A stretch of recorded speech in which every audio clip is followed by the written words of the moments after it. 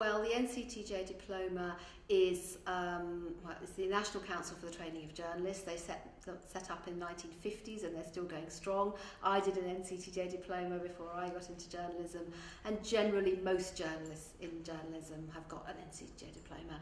And the idea is that it teaches you everything you need to know to be able to do the job from the get-go, so that you learn reporting, media law, shorthand, public affairs, all the bits that you need so that when you come out and you start in journalism, you're a safe pair of hands.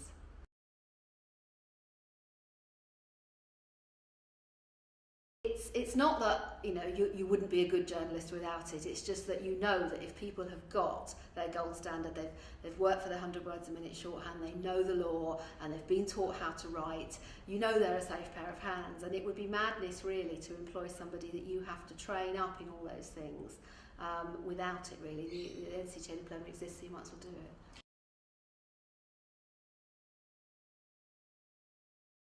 I did a diploma in 17 weeks in Cardiff, and then my first job was with the Glamorgan Gazette in South Wales, a typical trainee reporter role there. From then I went to the Slough Observer as chief reporter. From then I came down to Brighton, where I joined BBC Radio Sussex. From then I went to the BBC 9 o'clock news, and from then I went to ITN News, which is now called ITV News, where I was a science producer for 15 years. So it kind of just shows that with an NCTJ Diploma you can go into newspapers, telly, radio, you can go onto magazines. Quite a lot of my contemporaries are now in PR, all different sorts of places where it's important to be able to write.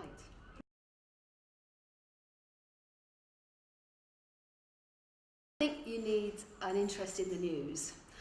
Quite a lot of people come to me for interview and they clearly have not read a newspaper in the last few months, and they've taken no interest in the world around them, and you think, well, if you want to be a journalist, why aren't you reading the papers or watching the news or listening to the news, all the other ways of doing it. So I think you need interest in news and current affairs.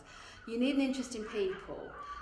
You need to think, if something's happening, you think, I wonder why that's happening, I wonder what they're doing. You need to be quite a good gossip. You need to be somebody that enjoys talking to people and doesn't mind asking sometimes difficult questions. As a journalist, you might be interviewing somebody who's had a relative that's died in a car accident or has done something wrong and doesn't want to tell you something. So you've got to be quite good with people.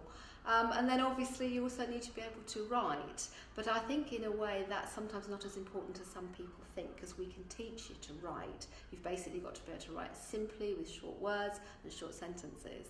So it's not like writing a novel, but you can't teach somebody the curiosity and the nose for the news.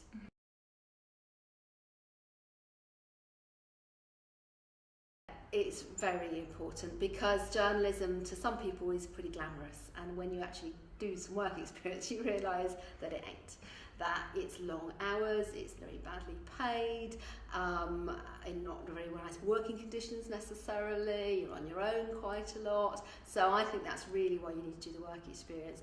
And it's not easy either to be able to talk to all different sorts of people, to cut and correct other people's copy, all the things you need to be able to do. So I can understand why editors want people to have work experience.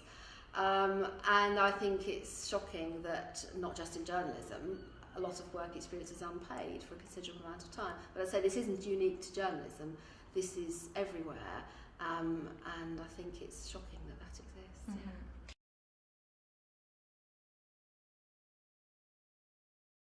Well, there's lots of different reasons, but for me, every day is different. If you go into teaching or banking or shop work or something like that, the days can be fairly routine and you've got quite long targets. Generally, in news, the idea is that it's happening now and you need to get it out now. And even if you're working for a monthly magazine, every month is different. So I think that's a brilliant thing. And the fact that it is all about people. I like talking to people, I like listening to people. And so it's a job that marries sort of being at the centre of things, people, and writing. So for me, it's been a brilliant profession and I've really, really loved it.